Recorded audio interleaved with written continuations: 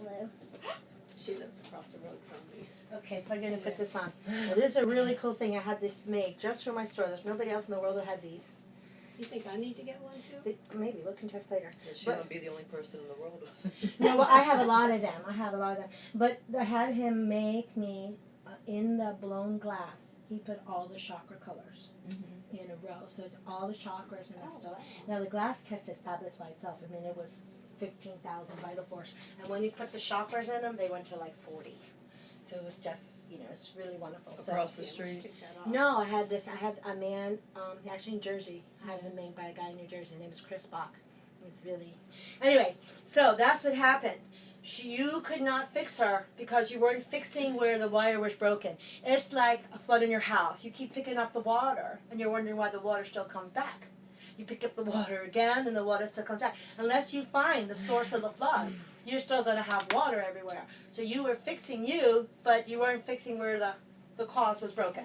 It makes so much sense. Yeah, so now where the cause is broken, we have fixed. Yay! Okay, now we're going to do the spleen. Now, some people don't have a spleen. That doesn't change the fact that their spleen meridian can be off. In fact, a lot of times their spleen meridian is worse than someone who has a spleen because the spleen meridian was so bad it caused their spleen to get all damaged and broken, and that's how it had to be removed.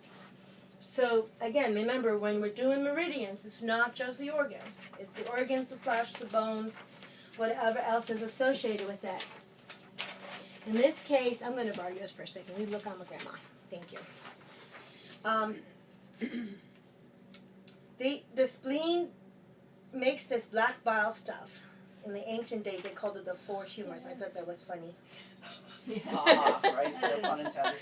Yeah, and because I've read, there's this old book called Back to Eden by Jethro. Got it. Book? Yeah, old book. It's got to have been written in 56. It was old when I found it 30 years ago. And in there, he does talk about the humors. And I used to think, what is he talking about? That's not funny. And yeah, how can his humor be off? Hello.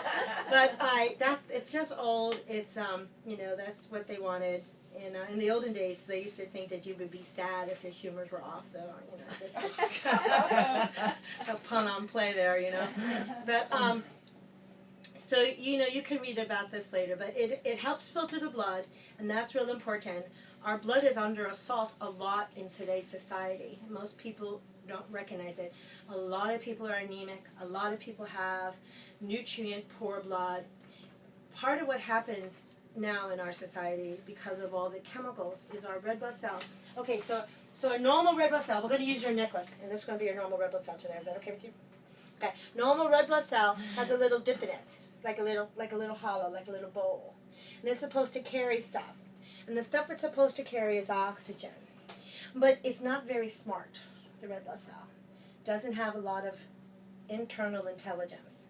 So it will carry anything that happens to be floating around from your lungs. Carbon dioxide, which is why people die. If your red blood cell was smart, it wouldn't hang on to the carbon dioxide. Nobody would die from car poisoning, gas poisonings. But it's not smart. It'll carry anything. So it'll carry any gaseous chemical around your bloodstream. What happens is sometimes these gaseous chemicals cause the blood to explode, to blow up, to die. And once it's dead, then it has to be recycled. So the spleen, in the fact that it's going to be helping you with your blood, is really important to filter your blood. It's really important for people who have anemic issues or bleeding issues or any sort of issues where their blood isn't strong, where the doctor says something to them. The red blood cells are too strong, or the white blood cells. You want to work with the spleen for sure. Also, with the spleen, with the red blood cells, unfortunately, you know how it works when it works right. The red blood cell gets oxygen, takes it to some place like uses, drops it off, and picks up carbon dioxide, which is the good stuff. I said carbon dioxide before, but carbon monoxide. Okay, so it picks up the carbon dioxide and brings it to the lungs over here, and drops it off and picks up more oxygen and does this job. When it's got something bad on it, something that's not what it's supposed to have, like carbon monoxide, thank you, it doesn't unload it. It never unloads it. The only way a person who has really bad carbon monoxide poisoning is to go in one of those chambers where they put the pressure on you, and that forces the red blood cells to give it up. People who have carbon monoxide poisoning, even low levels, will be sick for weeks, months, because they're not getting oxygen. They feel tired. They feel like they have the flu. They feel achy everywhere because the red blood cells don't give it up. They're not smart. They're not exchanging it anymore. So keeping our spleen in good condition will help us be able to handle the environmental chemicals we can't do anything about. Not one of us can go outside and tell the air to be better. You know, there's not one of us that can tell there be less fumes, less trash, less chemicals exposures. And, you know, they have done, these are old now, these are really, really old, but they have done air quality studies. And this right here at the Chesapeake Bay is the beginning of where it turns a color other than black, and black is like death. So all of Pennsylvania, Delaware, and New Jersey, all of the air quality there was black. Right here, the Chesapeake Bay, it turns to like a dark purple.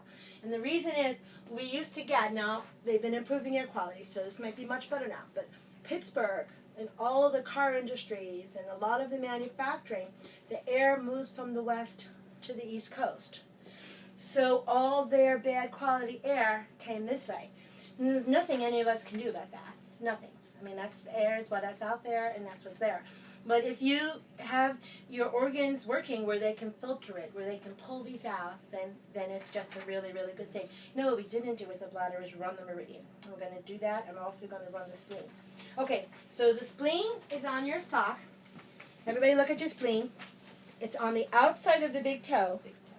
Now it's not really important, but just FYI, all of them are by the nails. They start by the nails, which is why real acupuncturists always look at your nails.